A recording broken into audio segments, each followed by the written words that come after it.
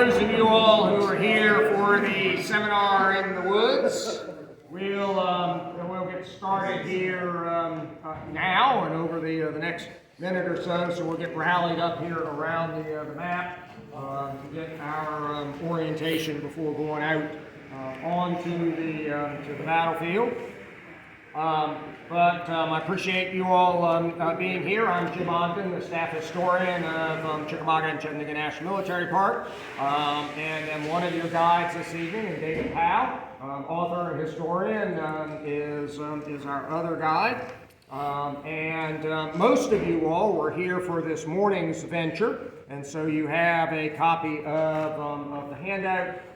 Anyone who came in after those were handed out this morning, I would just ask that you ask nicely to look over someone's shoulder or look at their copy. They all pretty much win this morning. Yeah, so we had a good crowd this morning, so we don't have any additional copies of the handout to hand out. But I've got a couple of my big Commander General Staff College graphics that I'll haul around with me, and we'll probably make use of them a little bit more than I did with the ones this morning. So what we're going to look at this afternoon is an aspect of the Confederate attack that's going to wind up pouring through a hole that had, at least for a short time, wound up existing in the Union line, and in particular, Bushrod Johnson's division and Gregg's or Suggs Brigade in that and their role passing through that gap in the line, and then in particular their actions out in the dire fields, and particularly Gregg's or Suggs Brigade role and role R-O-L-E and R-O-L-L with the Union artillery that winds up in the dire fields. So that'll be our primary focus. We will we'll leave here at the Visitor Center where we are now. We'll drive a little more than a mile down the Lafayette Road to Dyer Road. We'll turn right onto Dyer Road. And this map shows how Dyer Road ran in 1863, not how it runs today. Today, it runs just straight right there, creating on the north side of Dyer Road a small part of Brotherton Field. A small Brotherton Field, what some people call Little Brotherton Field. We're going to park in Little Brotherton Field. And we'll create a couple of lines there. Again, I do ask as much as possible, folks, to carpool if you can, just to reduce the number of vehicles we have to get into Little Brotherton Field. We'll gather up there to then begin and pick up our stories.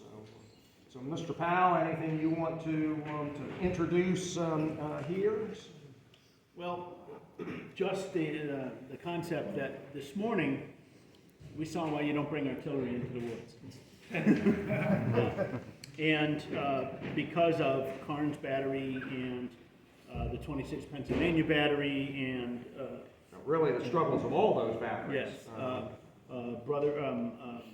Absalom Baird's divisional artillery, which gets beaten up. And the morning of September 20th, when Thomas J. Wood's division finally occupies the line around Brotherton Field, he sends word back to General Crittenden that we should probably keep the artillery out of the woods. Don't bring artillery into the woods. And that is going to be the genesis of what we're going to talk about today. What happens to that Union artillery, almost all of it Union 21st Corps artillery, as a result of the decision to keep them back out of the forward line and out of the woods. All right. So any particular questions or observations here? How do they individual commanders then communicate Well, each division, the Union Army has organized their artillery a little bit. They have created a division chief of artillery. Now, typically, and in fact, I guess in all of the instances, the division chiefs of artillery is the senior battery commander in the division. So in Van Cleve's division, George Swallow, the commander of the 7th Indiana Battery, he's the senior of the 3 battery commanders, and so he becomes the division chief of artillery. Now, think about this. This goes back to our staff officer discussion of this morning. What now is the 7th Indiana Battery short? It's captain. And now that battery is going to be under the command of a lieutenant. And now, because most of these infantry brigades don't want to give up their battery to some control at a higher level, the batteries are pretty much going to continue to fight with brigades and be under the brigade commander's control. And this then will allow several of these division chiefs of artillery to actually go back and serve as their battery commander. So one of the ways that the word would have been passed to first the batteries of Wood's division, which would have been the 6th Ohio Battery in Harker's brigade, and the 8th Indiana Battery in Buell's brigade, is that the division chief of artillery would have communicated to the 2 battery commanders that, hey, we're not going to go into the woods. There's also a corps artillery officer. At corps level, all of those chiefs of artillery they're artillery officers, but they are not battery commanders of any sort. They're all higher graded. And they then are trying to coordinate within the corps. Yeah, Major Mendenhall is the 21st Corps artillery chief. He's probably most famous in the Civil War for his battery at Stones River, which helps repulse and really savage Confederate assault on January 2nd. And arguably he's going to try and do the same thing here.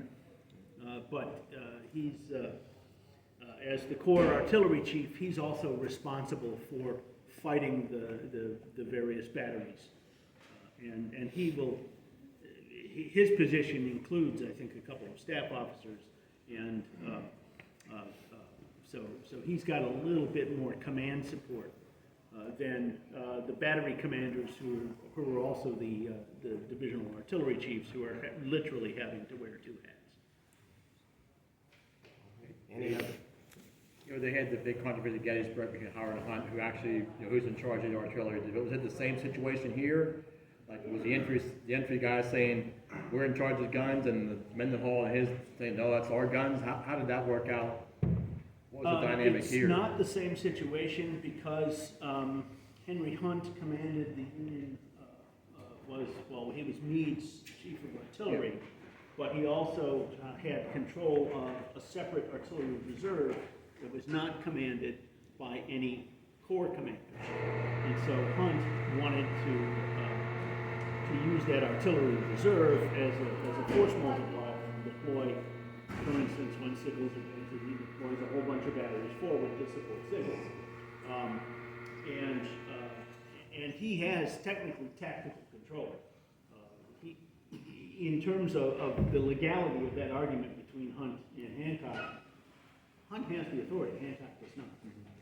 Was that the same dynamic here as far as that No. friction between? No.